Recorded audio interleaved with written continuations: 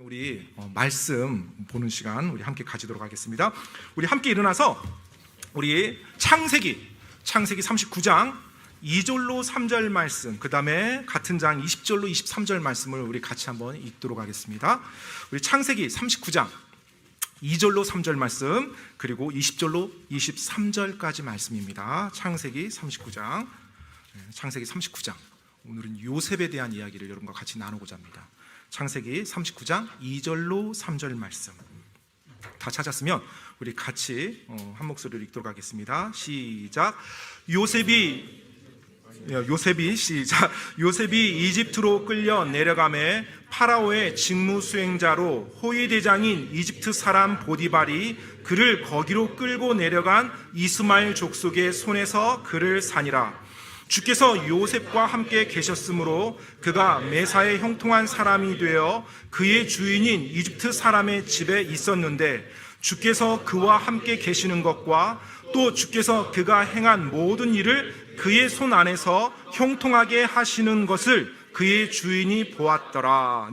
바로 이어서 20절 23절 말씀 보겠습니다. 시작. 요셉의 주인이 그를 잡아 감옥에 넣었는데 그곳은 왕의 죄수들을 결박해 둔 곳이더라. 그가 거기서 감옥에 있었더라. 그러나 주께서 요셉과 함께 계시며 그에게 긍휼을 보이사 감옥의 간수 눈앞에서 그에게 호의를 베푸시매 감옥의 간수가 감옥에 있는 모든 죄수들을 요셉의 손에 맡김으로 그들이 거기서 무슨 일을 하든지 그가 다 그 일을 시행하였더라. 감옥의 간수는 그의 손 밑에 둔 것은 어떤 것도 돌아보지 아니하였으니 이는 주께서 그와 함께 계셨고 그가 행하는 것은 주께서 형통하게 하셨기 때문이더라. 아멘. 창세기 29장 1절로 3절 했습니다. 죄송합니다. 이 시간에 기도함으로 말씀 같이 보겠습니다. 좋으신 하나님, 오늘 이 시간 귀한 하나님의 말씀을 폈습니다. 하나님, 당신께서 이 시간 우리 성도분들 한 사람 한 사람의 마음속에서 역사해 주시옵소서. 오늘 이 주일 아침 저희가 주님께 경배하기 위해서 이 자리에 왔습니다. 하나님, 이 말씀 시간을 통해서 저희가 저희 자신을 하나님 앞에 살아있는 희생물로 내려놓는 시간 되게 도와주시옵소서. 정말로 하나님께 드려진 그 제단이 올라온 그 희생물이 하나님이 내리신 불로 완전히 타서 완전히 변화된 것처럼 오늘 이 시간 저희들이 주님 앞에 드리는 이 살아있는 희생물이 하나님의 말씀의 불을 받아서 완전히 변화될 수 있도록 하나님 도와주시옵소서. 정말로 이 예배당에 들어왔을 때와 나갈 때 저희 모습이 변화가 있을 수 있도록 하나님 도와주시옵소서. 당신의 말씀만이 그 일을 할 수 있습니다. 이 시간 주님께서 역사해 주시옵소서. 또한 하나님의 말씀을 전하는 자의 입술을 하나님께서 주장하여 주셔서 정말로 하나님께서 그는 낮게 해주시고 하나님의 말씀만이 높임받고 하나님의 말씀만이 기억되고 하나님의 말씀만이 사람들의 입에서 찬양의 대상이 될 수 있도록 하나님 도와주시옵소서. 이 시간 또 부산에서 말씀을 전하시는 우리 호판 목사님 외에도 동일한 역으로 함께 해주시고 그곳에서도 하나님께서 선하게 인도하여 주시옵소서. 이 시간 하나님의 말씀 듣는 시간입니다. 당신만이 하시고자 하는 일을 해 주시옵고 당신께서 하시고자 하는 말씀만이 부족한 자의 입술을 통해서 나올 수 있도록 하나님 도와주시옵소서. 온전히 주님께 의탁하올 때 예수님 이름으로 기도드립니다. 아멘. 네, 감사합니다. 자리에 앉아주시고요. 우리가 창세기를 보면 50장으로 이루어져 있는데요, 이 세상이 창조된 역사부터 이제 시작이 되죠. 그런데 그 50장 가운데 13장이, 그러니까 37장부터 시작되는 부분이 이제 요셉의 인생입니다. 요셉의 삶이에요. 그러니까 하나님께서 이 세상의 모든 것의 시작한 내용을 기록하는 그 50장의 책 가운데 13장을 한 사람의 삶에 대해서 이렇게 기록해 놓았어요. 분명 우리들에게 뭔가를 말씀해 주고 싶은 것이 있다는 거죠. 그래서 오늘은 많은 내용이 있겠지만 딱 한 가지만 우리가 함께 보고 그 진리의 말씀을 좀 붙잡기를 원합니다. 창세기 39장 아마 여러분이 1절부터 3절 또 20절부터 23절까지 읽었으면 계속해서 나오는 단어가 있었을 거예요.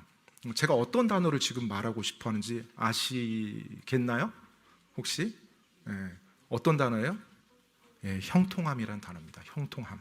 오늘 저는 이 요셉의 형통함에 대해서 여러분들과 같이 나누고 싶어요. 방금 우리가 읽었던 39장 2절에 보면 요셉이 매사에 형통한 사람이 되어 라는 표현이 나와 있어요. 그리고 또 23절에도 보면 주께서 형통하게 하셨다라는 말이 나오고요. 보통 우리는 이제 요셉이 형통한 사람이라는 말을 종종 듣고 또 그런 글들도 있게 됩니다. 그러면 우리는 요셉이 형통한 사람이라고 말하면 어떤 생각을 하세요? 이집트의 총리가 돼서 정말로 자기 가족들을 기근에서 건지고 수많은 사람들을 기근에서 건져서 그 높은 권세와 그 영광을 누렸던 사람이기 때문에 형통한 사람이라고 보통 그렇게 많이 생각을 하죠. 물론 그것도 형통한 모습 중에 한 부분이긴 해요.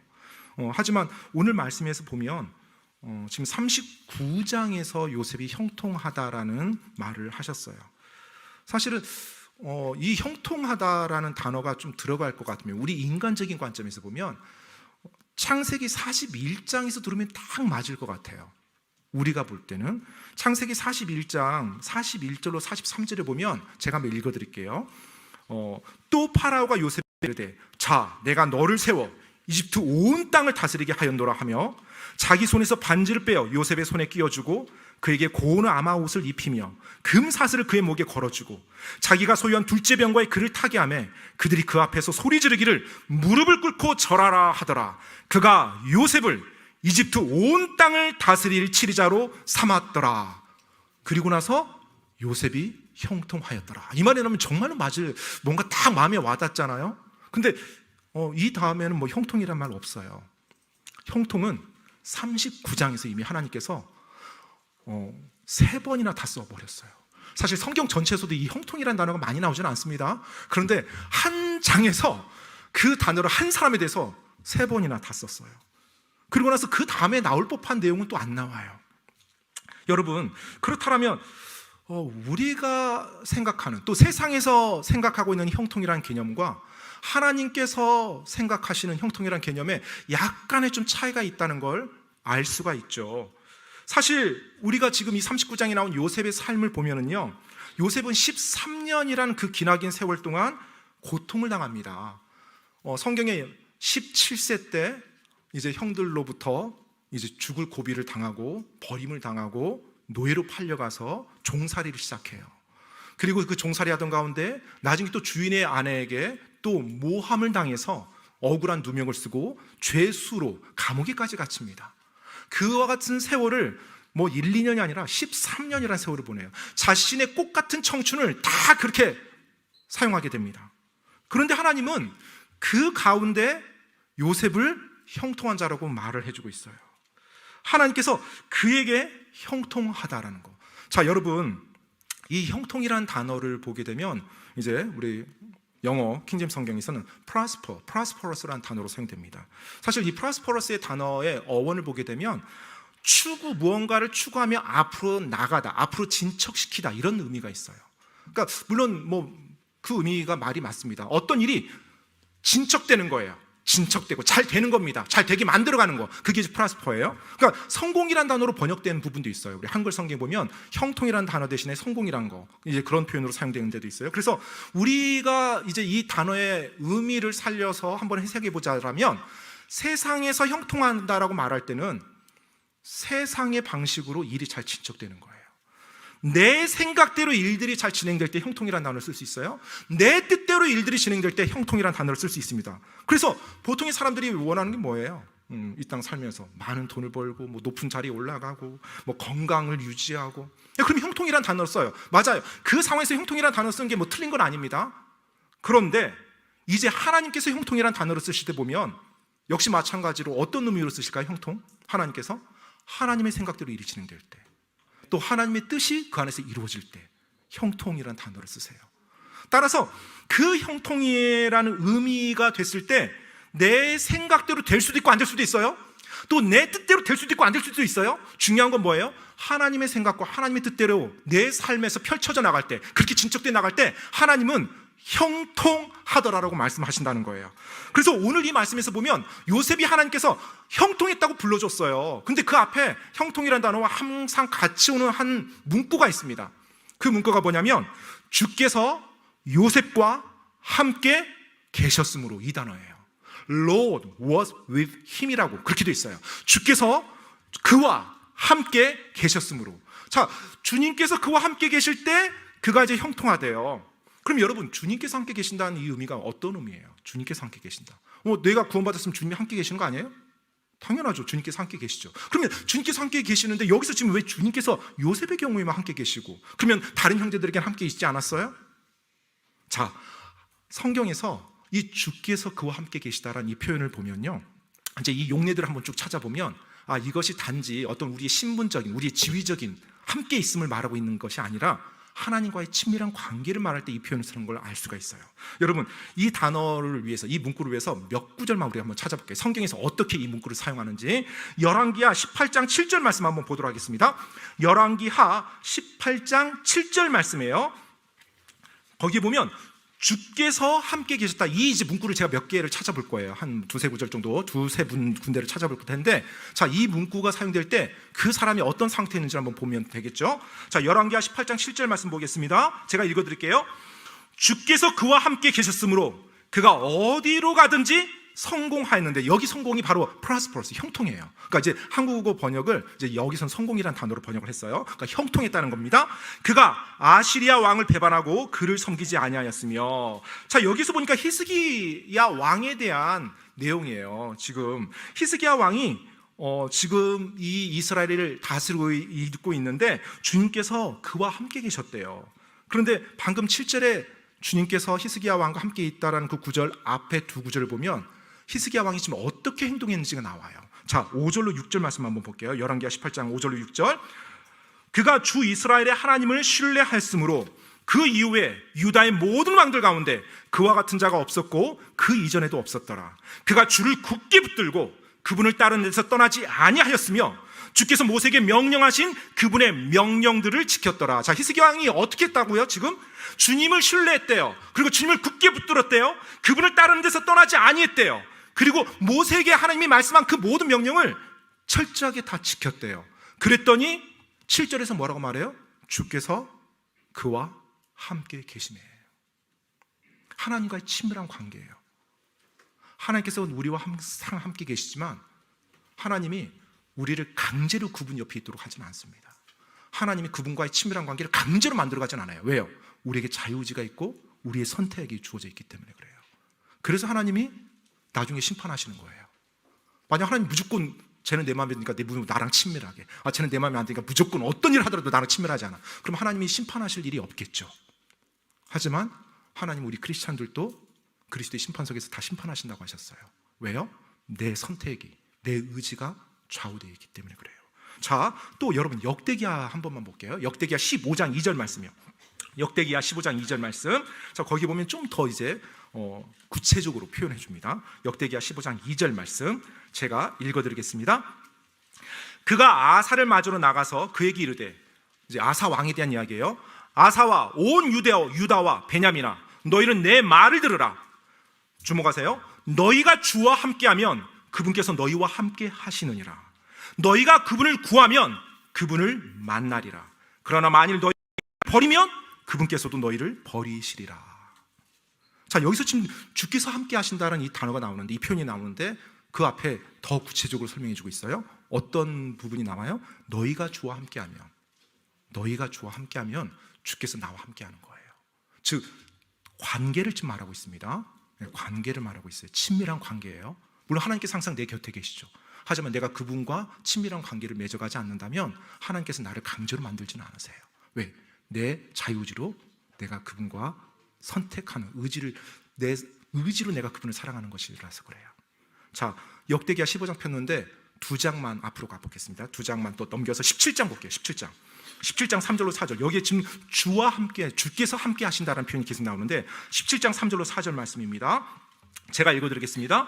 주께서 여호사밧과 함께 하셨으니, 자, 여호사밧 왕이에요. 아사 왕의 아들이었던 여호사밧 왕에 대한 이야기인데 여기서도 이제 그 표현이 나옵니다. 주께서 여호사밧과 함께 하셨으니, 이는 이제 이유가 또 나와요. 왜 주님께서 여호사밧 왕과 함께 해주셨는지, 이는 그가 자기 조상 다윗의 처음 길들로 걷고 바알들에게 구하지 아니하며 오직 주 자기의 아버지 하나님께 구하고 그분의 명령들 안에서 걸으며 이스라엘의 행위들을 따르지 아니하였기 때문이더라. 자, 주님께서 왜 여호사밧 왕과 함께 하셨다고요?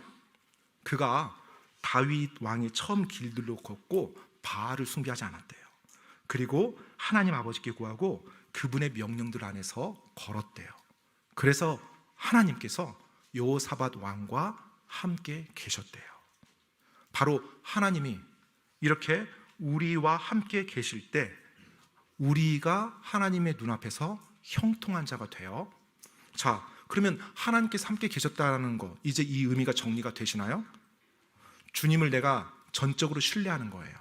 그래서 그분의 말씀을 붙잡고 그분의 말씀에 내가 순종하면서 나가는 거예요.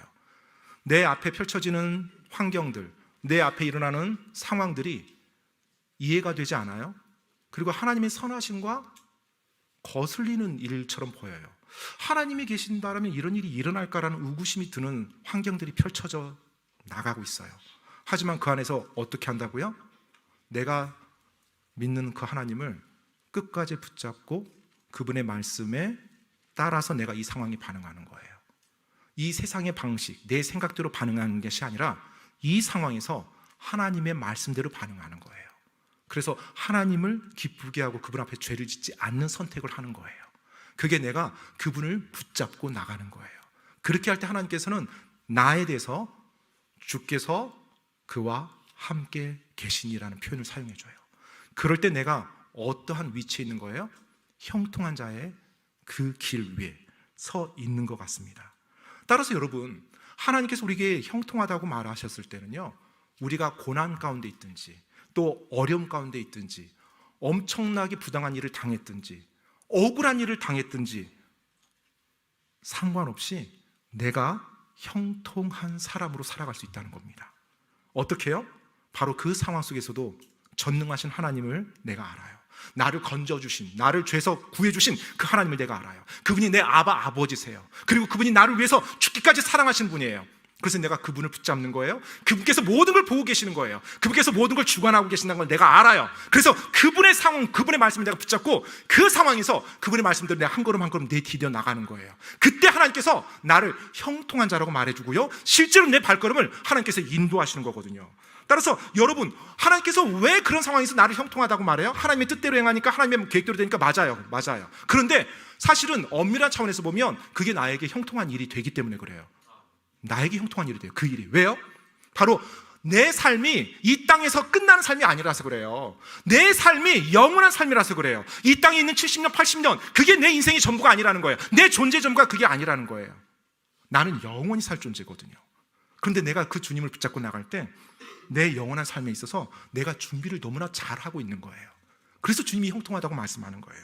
영원한 측면에서 볼 때 내 이 땅의 삶이 주님의 계획대로 너무나 잘 되는 거예요. 저 하늘에 놀라운 상급을 쌓고 주님과 친밀한 관계를 맞이해서 나중에 그 주님 배로 가는 거니까 너무나 내가 준비가 잘 되는 거예요. 하나님 보실 때. 그래서 형통하다고 말씀하는 거예요. 그게 참된 형통이거든요. 영원히 살 주님 앞에서 그분과 올바른 관계를, 내가 맺을 수 있는 최고의 아름다운 관계를 맺고 그분 앞에서 내가 받을 수 있는 최고의 상급을 쌓고 그분 앞에 나가는 삶, 그게 지금 준비되어져 있기 때문에 당장 내 삶에 고난이 있고 내 삶에 어려움이 닥치고 내 삶에 어려운 억울한 일이 벌어진다 할지라도 나는 형통한 길을 걸어갈 수 있는 겁니다. 어떻게 해요? 바로 주님을 붙잡음으로, 주님께서 나와 함께 하심으로. 하나님의 형통은 돈에 많고 적음에 달려있지 않아요. 여러분, 하나님의 형통은 내가 높은 지위에 올랐냐 못 올랐냐 이거에 달려있지 않습니다. 하나님의 형통은 내가 지금 건강을 누리고 있느냐 누리고 있지 못하느냐에 달려있지 않아요. 하나님의 형통은 그분이 나와 함께 계시느냐에 달려있어요. 하나님의 형통은 내가 지금 내 상황이 아니라 내가 지금 하나님의 계획대로 걷고 있느냐에 달려있고요, 하나님의 형통은 내가 지금 그분의 뜻 가운데 서 있느냐에 달려있어요. 그래서 내가 그분의 말씀대로 순종해 나가느냐에 달려있습니다. 그렇기 때문에 내가 형통한 삶을 살 때, 하나님께서 나를 형통하다고 말씀해 줄 때 내 삶에서 보여지는 특징이 몇 개가 있어요. 돈 많이 버는 거예요? 뭐 그럴 수도 있고 아닐 수도 있어요. 승진 많이 하는 거예요? 아니 뭐 그럴 수도 있고 안 그럴 수도 있어요. 건강이 다시 회복되는 거예요? 뭐 그럴 수도 있고 그러지 않을 수도 있어요. 내가 형통하다고 할 때, 주님께서 나와 함께 계십니다. 내가 형통하다고 할 때, 내가 주님의 말씀을 붙잡고 그분을 신뢰하고 그분과 친밀한 관계를 맺어가고 있어요. 그러면 내 모습이 어떻게 변해갈까요? 예수님의 모습으로, 나의 사랑하는 주님의 모습으로 변해갈 거예요. 그것이 세상 사람들 눈에도 보이는 거예요. 내가 형통할 때, 돈 많이 벌어서 높은 자리에 올라가서 건강 기적적으로 회복돼서 이게 아니라 내 모습이 예수님의 모습으로 하나씩 하나씩 변해가는 거예요. 세상은 원수를 어떻게 하라고 그래요? 미워하라고 그래요. 세상은. 근데 하나님은 원수를 어떻게 하래요? 사랑하래요. 세상은 나를 저주하는 자에게 나도 저주를 쏟아 부으라고 합니다. 그게 인지상정이잖아요. 하지만 하나님은 뭐라고 그래요? 나를 저주하는 자에게 축복하래요. 세상은 나를 미워하는 자에게 악을 행하라고 합니다. 나를 미워하니까 악으로 갚아줘야죠. 근데 하나님은 나를 미워하는 자에게 선을 행하래요. 하나님은, 세상은 나를 핍박하는 자에게 복수하라고 말합니다. 그리고 복수하는 게, 안 갚아는 게 정당하다는 거죠. 근데 하나님은 뭐라고 말씀하세요? 나를 핍박하는 자를 위해서 기도해 주래요. 마태복음 5장에 나와 있는 말씀이에요. 내가 형통한 삶을, 내가 형통한 길 위에 서 있을 때 내 모습이 이렇게 변해가는 거예요. 그러니까 그 모습을 보는 이 세상의 사람들도 그게 신기한 거예요. 혹시 다른 꿍꿍이가 있나? 지켜보는 거예요. 의심하는 거예요. 더 찔러보는 거예요. 그런데도 이 사람이 계속 그 길로 가고 있어요. 그럼 그때는 다르구나라고 인정해요. 여러분, 이런 말이 있죠. 세상 사람들이 여러분의 믿음에 대해서는 마음에 안 들어 할 수 있어도 여러분의 믿음으로 말미암아서 형성된 여러분의 성품에 대해서는 마음에 들어 해야 됩니다. 알겠죠? 여러분이 예수님을 믿고 하나님을 경배하는 것에 대해서 놀릴 수 있어요. 비웃을 수 있고 그걸 마음에 들어하지 않을 수 있어요. 하지만 여러분이 진정 예수님을 믿고 하나님을 경배함으로 여러분 삶에 갖춰진 그 아름다운 열매, 그 성품으로 드러나는 열매는 이 세상 사람 모든 사람이 다 좋아해요. 그걸 우리가 한번 기억해 볼 필요가 있습니다. 그래서 잠언 16장 7절에 하나님께서 우리에게 이런 말씀도 해주셨어요.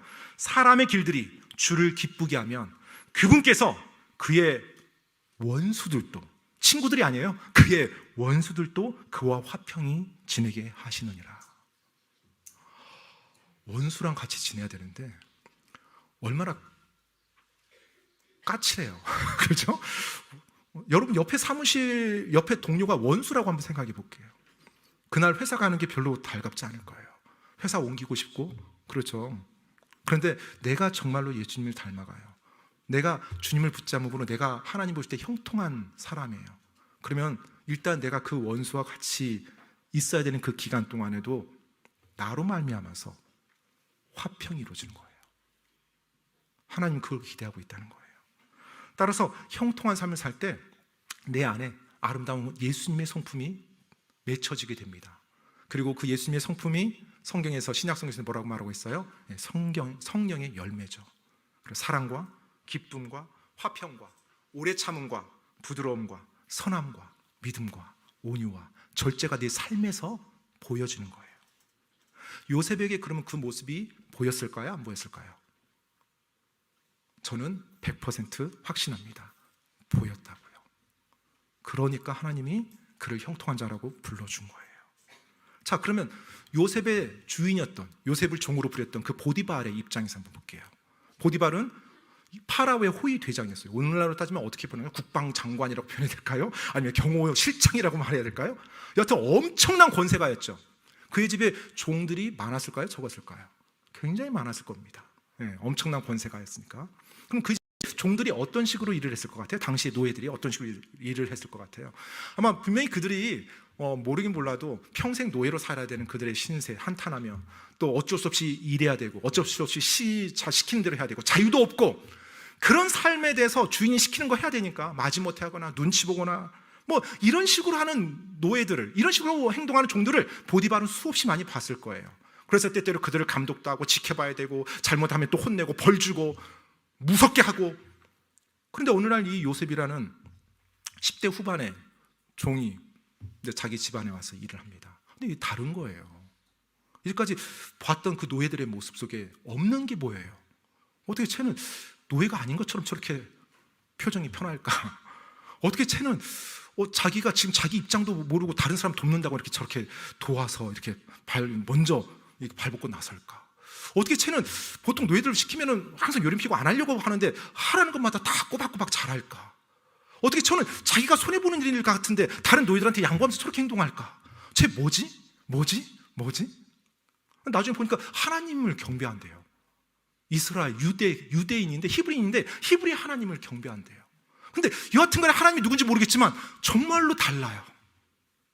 그래서 그의 삶에서 드러나는 정직함, 성실함, 겸손함, 심지어 젊은 나이도 불구하고 절제함, 그리고 권위에 올바르게 순종하는 태도, 이 모든 것들이 너무나 탁월한 거예요. 그러니까 보디발 입장에서 어떻게 해요? 그에게 하나씩 더 많은 일을 시키죠. 회사에서 혹시 여러분들에게 많은 일이 주어집니까? 복이라고 생각하시면 됩니다. 믿지 못하면 못 줘요. 여하튼 일이 점점 많아져요. 그리고 그게 어디까지 돼요? 자기의 온 집안을 다 맡겨버립니다. 누구에게? 요셉이라는 그 젊은 종에게. 나이 많은 정도 아니에요. 젊은 종이에요. 창세기 39장 4절 5절에 그래서 이렇게 표현되어 있어요. 창세기 39장 4절 5절 말씀입니다. 요셉이 그의 눈앞에서 은혜를 입어 그를 섬김에 그가 요셉을 자기 집을 감독하는 자로 삼고 자기가 소유한 모든 것을 요셉의 손에 맡기니 그가 요셉을 자기 집과 자기의 소유한 모든 것을 감독하는 자로 삼은 뒤부터 주께서 요셉으로 인해 그 이집트 사람의 집에 복을 내리셨으므로 주의 복이 집과 들에서 그가 소유한 모든 것에 임하매. 드디어 하나님께서 이제 요셉을 형통하는 것처럼 보이는 일도 일어나요. 노예지만 정말로 그의 삶에서 다른 사람들에게 복을 주는 삶을 살고 있어요. 근데 여러분, 지금 이 표현을 보니까 주께서 요셉으로 인하여 그 이집트 사람의 집에 복을 내리셨다라는 표현이 나와요. 4절에 나오죠. 하나님께서 하나님 믿지 않는 그 보디발의 집안에 복을 줬대요. 근데 복을 준 이유가 뭐예요? 요셉으로 인해서예요. 그럼 요셉이 누군데요? 하나님을 섬기는 자, 그리고 하나님을 사랑하는 자, 그리고 하나님의 말씀에 끝까지 순종하며 그분을 붙잡는 자예요. 근데 그 친구가 있는데 그 주위가 복을 받는 거예요. 저는 이 구절 읽을 때마다 항상 저는 설레요. 주께서 요셉으로 인하여 그 이집트 사람의 집에 복을 내리셨으므로. 그래서 오래전에 저도 이 구절을 읽으면서 나도 이런 사람이 됐으면 참 좋겠다, 이런 생각을 많이 했어요. 내가 하나님을 섬기고 있는데 나로 인해서 내 권위자들이 복을 받았으면 좋겠다. 나로 인해서 내 동료들이 복 받았으면 좋겠다. 그런 삶이라면 얼마나 아름답고 놀랍고 또 얼마나 하나님의 이름을 높이는 삶이 되겠는가. 내가 좀 더 희생하고 내가 좀 더 고생하고, 사실은 희생과 고생 그 문제가 아니죠. 내가 예수님을 닮아가서 그 상황에서 예수님이 말씀한 대로, 하나님의 말씀한 대로 순종하면서 나갈 때 내가 하나님께 복의 통로로 쓰임받는다라면 이 얼마나 아름다운 모습이고 이 얼마나 가치 있는 삶이고 또 이 얼마나 수많은 사람들에게 선을 행하는 그런 삶인가. 여러분, 하나님께서 여러분으로 인해서 여러분의 가정에 복을 내리기 원합니다. 하나님께서 여러분으로 인해서 여러분의 일터에 복이 내려지기 원합니다. 하나님께서 여러분으로 인해서 여러분의 위에 권위자가, 사장님이 됐든 상사가 됐든 그분들이 복되길 원합니다. 물론 때때로 마음에 들지 않는 사장님도 있고 정말로 짓궂은 또 그리고 이기적인 그런 상사도 있어요. 그런데요, 여러분이 그분들에게 복이 될 때 여러분의 모습이 얼마나 아름답게 지금 가고 있는지를 생각해 보세요. 정말로 형통한 사람이 될 때, 하나님께서 나를 형통하다고 말해줄 때 내 삶에서 나타나는 특징이 바로 다른 사람들에게 복의 통로가 되는 겁니다. 그리고 내 안에 예수님의 모습이 점점 드러나는 거예요. 그것이 바로 형통함이에요. 자, 이제 2절 3절에서 하나님이 형통하다고 말을 했습니다. 요셉에게. 그렇죠? 자, 그리고 나서 이제 어디로 가요? 20절 23절로 갑니다. 20절 23절로 가면 어떤 일이 이제 그 사이에 일어나요? 요셉이 하나님께서 지금 형통해요. 종으로 살면서 형통했어요? 하나님이 형통하다고 하니까 보디발의 집에서 큰 권세를 가지는구나. 노예 상태에 있으면서도 엄청난 권력을 얻는구나. 형통하네. 그런데 이제 20절 전에 어떤 사건이 일어납니까? 보디발의 아내가 악한 음모를 꾸미죠. 그리고 요셉에게 악을 행하려고 합니다. 요셉이 그 악을 거부하자 요셉을 모함해서 요셉을 감옥에, 사실은 요셉이 감옥에 간 것도 전 대단하다고 생각돼요. 하나님의 도우심이었다고 생각합니다. 만약에 그런 악이었었으면 아마 보디발이 요셉을 죽였을 수도 있을 것 같아요. 여하튼 간에 요셉이 감옥으로 던져져요. 자, 종살이를 하다가 이제 뭔가 좀 풀리나 싶었더니 옥살이로 전락해버립니다. 근데 지금 요셉은 어떤 길을 걷고 있었어요? 하나님 말씀에 따르면 형통의 길이었어요. 자, 그러면 여러분이 지금 형통한 길을 걷고 있습니까?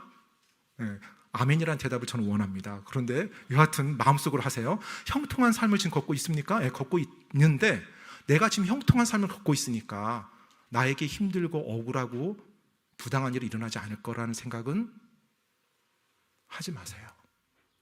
네, 요셉에게 그 일이 정확히 일어났어요. 정말로 하나님이 형통하다고 말해줬어요. 그런데 더 말도 안 되는 일이 일어나는 거예요.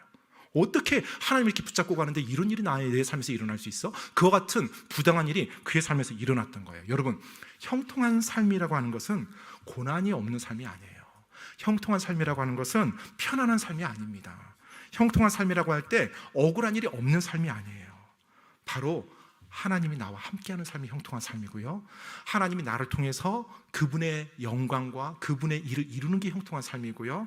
그래서 형통할 때 내가 부당한 일을 당할 수 있고 내가 어려운 일을 당할 수 있고 힘든 일을 당할 수 있어요. 하지만 그 안에 내가 하나님을 경험하는 시간이 있어요. 그리고 그 안에 내가 하나님의 위로를 느끼고 하나님의 평안을 느끼고 하나님의 능력을 느끼고 정말로 못 지나갈 것 같은데 그 순간이 그렇게 힘들지 않게 지나가는 거예요. 그래서 하나님이 나를 빚는데 그게 그렇게 힘들지가 않은 거예요. 하나님이 이렇게 도우시는구나. 하나님께서 저 사람 저렇게 변화시키는구나. 하나님께서 이 상황 속에서 이렇게 영광 받으시는구나. 바로 그 경험하는 것이 형통한 사람이 누리는 특권입니다. 바로 하나님을 경험하는 거고요, 하나님이 기뻐하는 삶을 사는 거예요. 그래서 여러분, 정말로 이 요셉의 상황을 보게 될 때 그가 형통한 삶을 계속 가져갔을 때 환경이 편해지는 건 아니었어요. 하지만 하나님께서는 계속 그의 삶을 형통하게 인도하셨습니다. 왜요? 모든 상황 속에서 그 요셉이 하나님을 향해서 그의 마음을 고정시켰기 때문에 그래요. 어떤 상황이 되든 무조건 요셉은 하나님, 무조건 요셉은 하나님 말씀. 그 상황이 어찌 됐든 하나님 없는 거 아니야? 하나님 있으면 어떻게 이런 일이, 그런 말이 아니에요. 하나님 보고 계시죠? 하나님 감사합니다. 하나님 보고 계시죠? 하나님, 저 하나님 말씀대로 합니다. 하나님께서 선을 이룰 거 저 알고 있어요. 제가 좀 힘들고 어려운 거 이거 문제 아닙니다. 하나님 일을 통해서 당신께서 이루실 아름다운 영광 전 고대합니다. 하나님, 당신 말씀대로 저 나갈 거예요. 여러분, 그 나침판이 있죠. 나침판. 나침판은 어디를 가리켜요? 어딜 가리킵니까, 여러분? 나침판? 북쪽 가리키죠. 북쪽. 혹시 북쪽을 가리키지 않는 나침판이면 고장난 거니까 갖다 버리셔야 돼요. 네, 그렇죠. 딱 이렇게, 이게 나침판입니다. 네, 나침판 딱 놓으면 어디를 가리켜요? 네, 북쪽을 가리켜요. 네, 북쪽을. 지금 제가 딱 보니까 이쪽이 북쪽이래요. 이쪽이. 참고하세요. 네, 북쪽입니다. 네, 북쪽을 가리켜요. 자, 이제 제가 나침판을 여기서 이렇게 들고 있을 때나 저쪽에서 들고 있을 때나 아니면 이쪽에 던졌거나 아니면 저쪽에서 측정할 때 얘는 항상 어디를 북쪽으로 가리켜요? 네, 이쪽 북쪽을 항상 올바르게 가리켜요. 네, 나침판이. 자, 그래서 방향을 잃은 사람들에게, 때때로 여정길에서 길을 잃은 사람들에게 이 나침판이 필요한 겁니다. 그들에게 어느 방향이 지금 북쪽인지를 가르쳐 주니까요. 그래서 정말로 때때로 길을 잃어버리고 조난을 당한 사람들도 이 나침판이 있을 때, 또 구조대원들도 이 나침판을 가지고서 사람들을 구하러 다니는 거죠. 왜요? 내가 지금 어느 방향으로 가야 되는지를 이 나침판을 통해서 알 수 있으니까요. 때때로 우리는 하나님의 말씀을 나침판이라고 비유를 합니다. 맞아요. 근데 저는 오늘 이 나침판을 하나님 말씀이 아니라 우리 자신에게 좀 비유해 봤으면 좋겠어요. 우리 자신에게. 우리 자신이 형통한 사람이라면 항상 나는 내 마음은 어디를 향해요? 하나님을 향해요. 내가 여기 있든지 여기 있든지 던져지든지 뭐 떨어지든지 저 멀리 있든지 비가 오든지 햇빛이 찌든지 가뭄이 있든지 상관없이 내 마음을 항상 어디를 향해요? 하나님을 향하는 거예요. 그 어떠한 어려운 상황이나 어떠한 부당한 일이 있어도 내 마음은 어디를 향해요? 하나님을 향해요. 그러니까 그 나침판을 하나님이 쓸 수 있을까요? 없을까요? 쓸 수 있죠. 그래서 그 나침판을 통해서 수많은 사람을 돕고 건집니다. 인생의 방향을 잃어버린 사람들에게 그 나침판과 같은 하나님의 사람을 보내요. 그리고 그들에게 어디로 가야 될지를 가르쳐 줍니다. 그래서 내 주위에 있는 사람들이 복 받는 거예요. 내가 진정 형통한 삶을 살 때, 내가 돈 많이 벌고 내가 편한 삶 사는 게 아니라 내 주위에 있는 사람들이에요. 그리고 나는 하나님 앞에 놀라운 상급을 쌓고 또 놀라운 영광을 장착받겠죠. 여러분은 어떤 사람인가요? 저는 오늘 이 자리에 있는 한 분 한 분이 이 나침판 같은 사람이 됐으면 좋겠어요. 어떤 상황이라도 항상 북쪽을 향하는 정말 좋은 나침판, 어떤 환경이라도 항상 하나님을 향해 내 온 마음을 기울이는 그와 같은 나침판. 그래서 정말로 하나님의 손 안에 아름답게 쓰임받는 그 나침판, 바로 그것은 내가 하나님 앞에 나가는 결단이고 선택입니다. 여러분은 어떤 삶을 원하십니까? 자, 그렇다면 이제 마지막으로 제가 이제 한 가지만 이제 보고 마무리를 하려고 하는데요. 요셉이 어떻게 그 고난과 부당한 일과 말도 안 되는 그런 삶 속에서 한결같이 하나님을 향한 마음을 가질 수 있었을까요? 요셉이 몇 년 동안 고통당했다고 했어요? 13년. 17세부터 요셉이 파라오 앞에서, 감옥에서 파라오 앞에 선 그때가 30살이라고 했거든요. 30세. 그러니까 13년이에요. 근데 우리야 이 요셉의 삶을 성경 말씀 통해서 이미 알고 있으니까 13년이라고 말하지, 요셉은 그걸 알았을까요? 몰랐을까요? 전혀 몰랐죠. 그 당시 노예가 자유인이 된다는 그런 일이 있었을까요? 없을까요? 거의 없었어요. 그러면 요셉은 보디발의 집에 노예로 갔을 때 평생 노예로 살 거라는 그와 같은 불안한 예상을 했었을 거예요. 하나님께서 어떻게 역사하실까? 당연히 그 소망도 있었을 거예요. 하지만 그 안에 인간적인 생각들도 들었을 것입니다. 나중에 억울한 누명을 쓰고 감옥까지 갔어요. 자, 이제 호위대장, 파라오의 호위대장의 신기를 건드려서 내가 지금 감옥에 갇히게 됐는데 그 삶이 얼마나 절망적이었겠어요. 물론 그 안에서도 요셉은 하나님께서 이루실 일을 바라보며 한 걸음 한 걸음 갔겠지만요, 인간적으로 볼 때는 참 힘 빠지는 일이에요. 그런데 이게 언제 끝날지는 몰라요. 오늘 젊은이들 군대 뭐 1년 반, 2년 가는 것도 참말로 힘들고 어렵다고 하죠. 내 젊은 꽃다운 나이를 아무것도 내 자유 없이 보낸다는 것에 대해서. 근데 요셉은요 17세부터 30세까지 종살이를 했단 말이에요. 종살이를요. 근데 그게 언제 끝날지도 모르는 가운데 어떻게 그런 가운데서 하나님에 대해서 낙심하지 않고, 어떻게 그런 상황 속에서 하나님을 붙잡으면서 여전히 하나님을 향한 그 마음을 가지고 갈 수 있었을까요? 요셉이 섬겼던 그 하나님은 어떤 하나님이었을까요? 토저 목사님이 이런 말씀을 이렇게 하신 적이 있어요. 그분의 책에 보면, 어떤 사람이 하나님에 대해 어떻게 생각하는지를 알면 그의 미래가 보인다. 다시 한번 읽어드릴게요. 어떤 사람이 하나님에 대해, 그러니까 그 사람이 믿는 하나님이에요. 그 사람이 믿는 하나님에 대해서 어떻게 생각하는지를 알면 그의 미래가 보인다. 여러분이 지금 믿고 있는 하나님은 어떤 하나님인가요? 하나님을 어떻게 바라보느냐에 따라서 내 삶이 결정된다는 거예요. 왜요? 하나님을 어떻게 바라보느냐에 따라서 내 삶에 펼쳐지는 수많은 상황 속에서 내가 어떻게 반응할지를 결정할 거거든요. 시편 115편 4절로 9절 말씀을 제가 한번 읽어드릴게요. 그냥 한번 들어보세요. 시편 115편 4절로 9절에 하나님께서 이런 말씀을 주셨어요.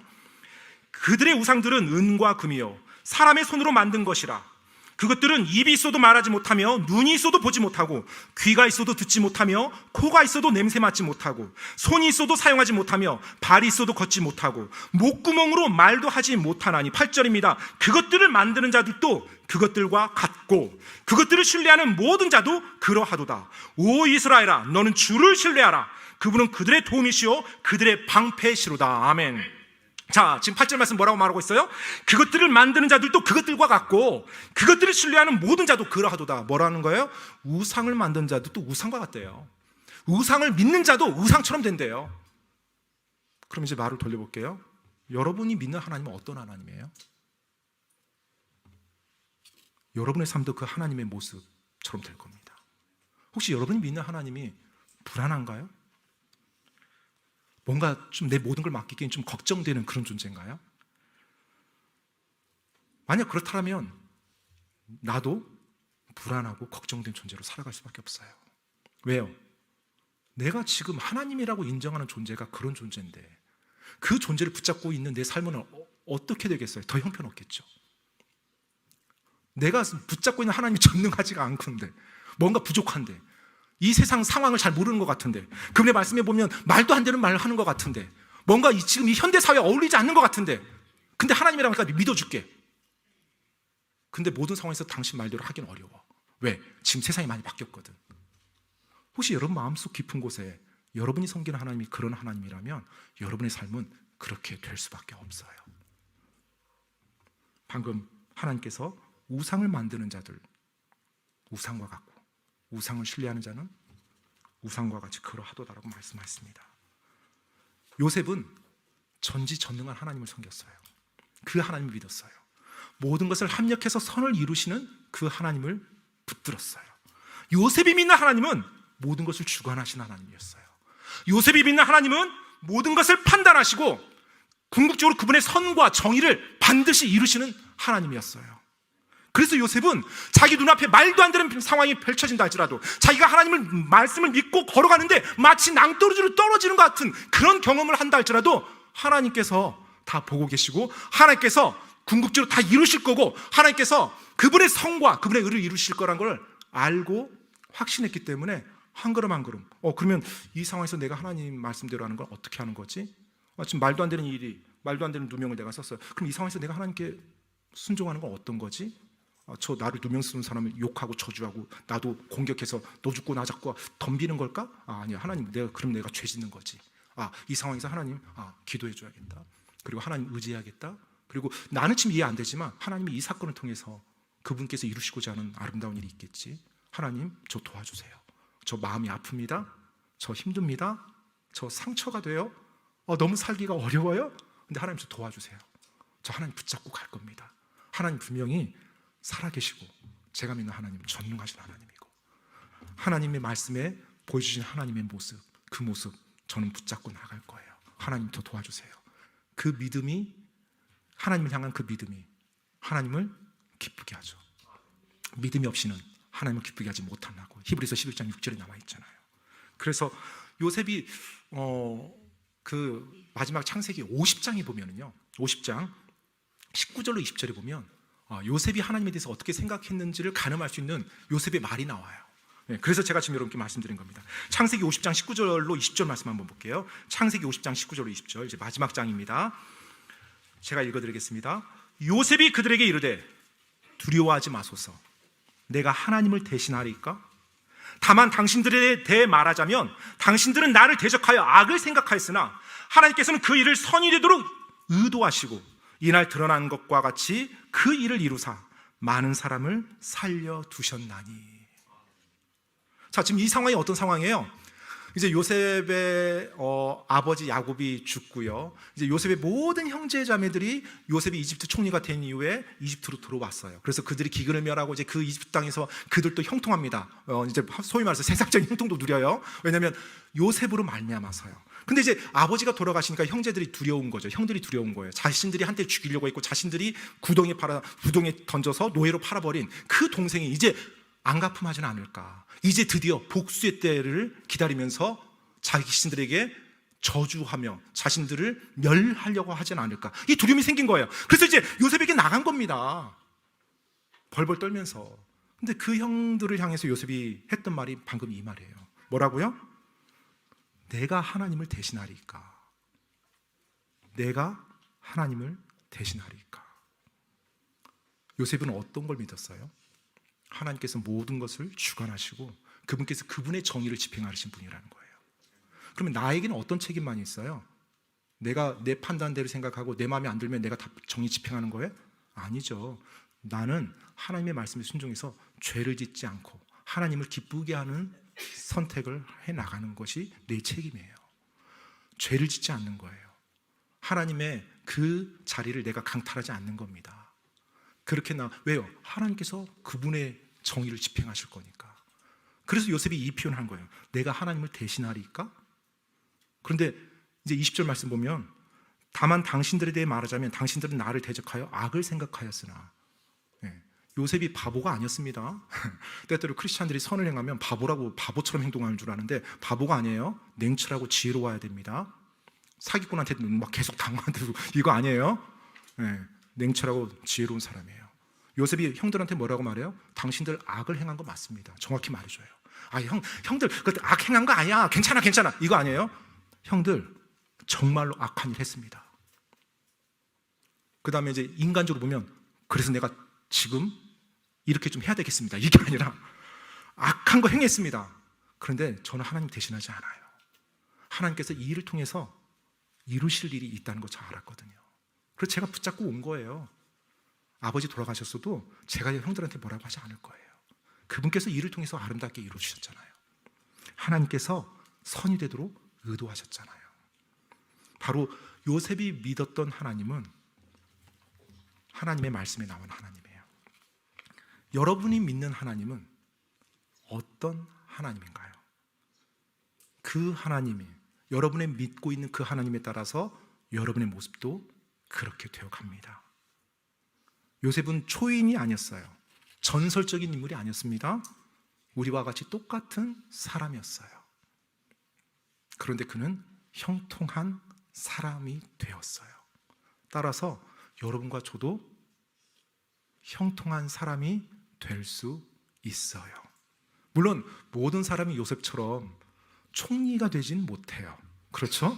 총리는 한 명밖에 안 되니까 모든 나라의 총리가 되진 못해요. 하지만 모든 사람이 요셉처럼 형통할 수 있어요. 모든 사람이 정말로 주님 앞에서 형통한 사람이 되길 저는 간절히 바랍니다.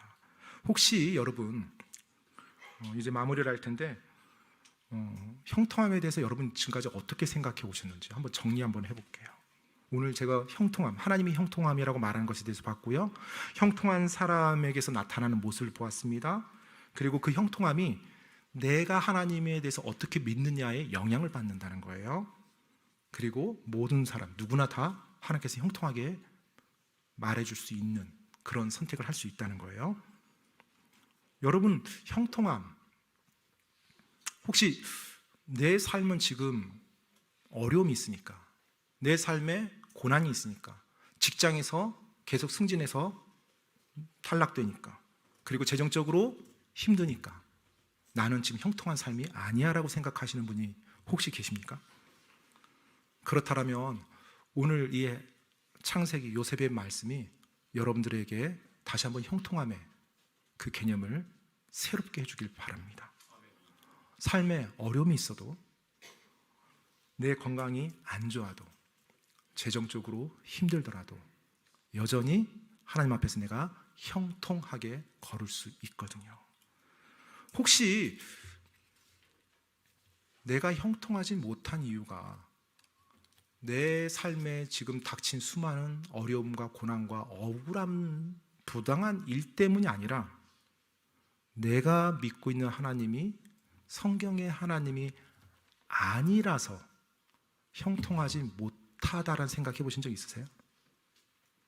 그게 핵심이거든요. 내가 처한 어려움이나 부당한 일이 아니라 내가 지금 하나님을 잘못 알고 내 모든 걸 못 맡기는 거예요. 그 하나님께 모든 걸 내가 맡길 수가 없어요. 전적으로 의지할 수 없어요. 이 상황을 하나님은 다 이해하지 못하는 것 같아요. 하나님을 믿는다고 내가 말은 해요. 구원받고 크리스찬이니까. 그런데 하나님을 의지하기는 두려워요. 모든 영역에서. 그러다 보니 하나님을 향해서 내 마음을 항상 고정시킬 수가 없어요. 뭔가 세상의 요령과 세상의 이 땅의 세속적인 처세술이 필요할 것 같아요.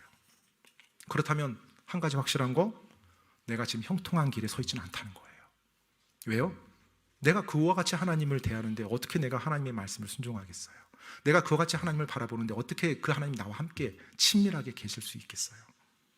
설령 내가 많은 부가 있고 높은 자리에 올라가 있고 엄청나게 튼튼한 몸을 가지고 있어도 죄송합니다, 형통한 삶이 아닌 거예요. 그리고 그것은 본인이 알 거예요. 형통하지 않다는 거.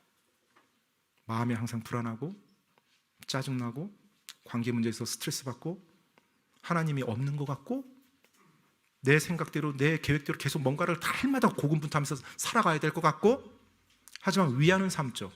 나 돈 많이 벌었어. 내 그래도 이 땅 살면서 이 정도 위치는 올랐어. 아, 나 건강하잖아. 죄송합니다, 형통한 게 아닙니다. 나중에 눈을 감는 순간 정말로 후회할 거예요.